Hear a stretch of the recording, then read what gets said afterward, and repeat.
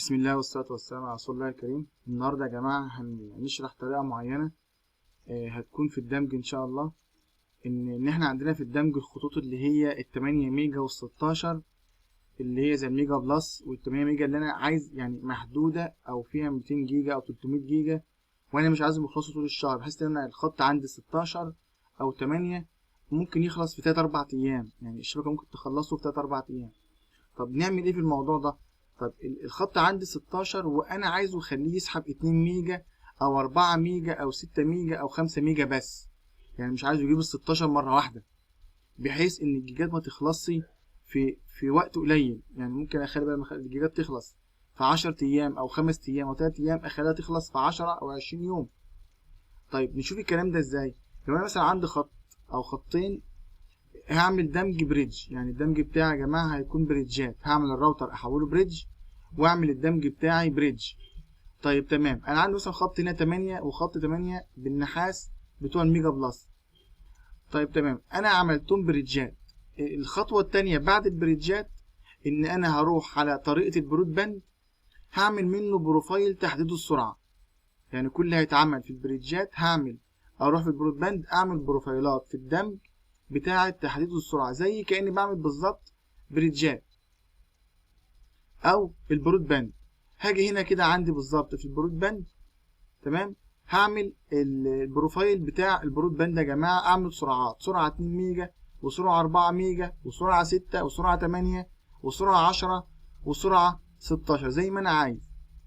تمام، هاجي مثلا على السرعه 2 ميجا في البروفايل زي ما انا عامل بالظبط هتعمله. يعني هروح كده جايبه في البروفايل واعمل اللي هي الادد بتاعه البروفايل، واجي هنا زي الادد دي كده مثلا بالظبط، اعمل السرعه 2 ميجا، اكتب عليها 2 ميجا واختار كلمه ديفولت تحت يا جماعه، واجي كده عند كلمه اللي هي البروتوكولز، تمام، اختار اول واحده اللي هي يس، والتانيه ديفولت، والتالته ديفولت، والرابعه ديفولت، والخامسه يس.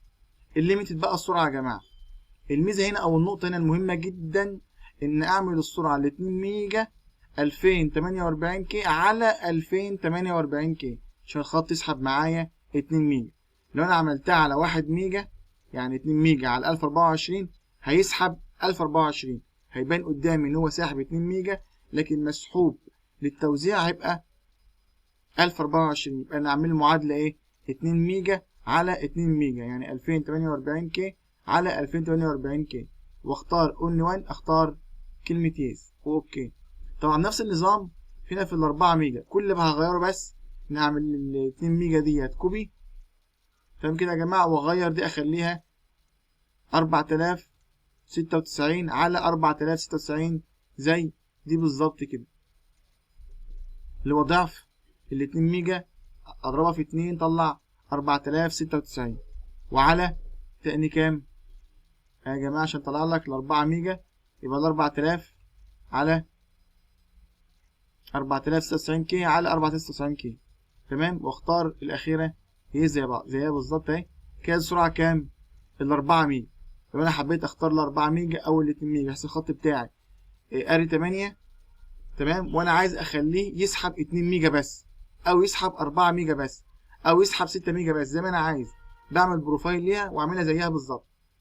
تمام كده يا جماعه، واختار هنا ترجع تاني اللي هي بي بي او اي سيرفيس، اختار اعمل بقى اقول له الكارت النور اللي هطبق عليه السرعه، تمام، بختار ادد واحده جديده واقول له 2 ميجا.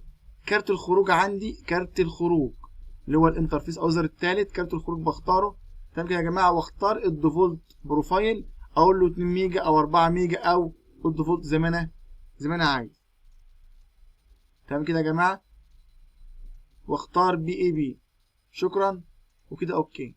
اجي هنا بقى على الانترفيس، واجي هنا على اللي هي الكروت اللي انا هختار منها السرعه. خلاص كده عملت البروفايلات، عايز بقى احدد للكارت بتاعي 2 ميجا او 4 ميجا. طبعا انا مش هينفع افتح البريدجات يا جماعه عشان فيها اليوزر نيم والباسورد، هعمل بس كده ادد واقول له ايه البي بي او اي كلاينت يا جماعه. طبعا بختار اللي هو الكارت الثالث، واجي هنا على الدايل اكتب اليوزر نيم والباسورد بتوع الخط، واجي هنا على البروفايل اختار السرعه 2 ميجا او 4 ميجا بس، يعني اختار السرعه هنا مثلا 2 ميجا واكتب الخط بتاعي كام اهو.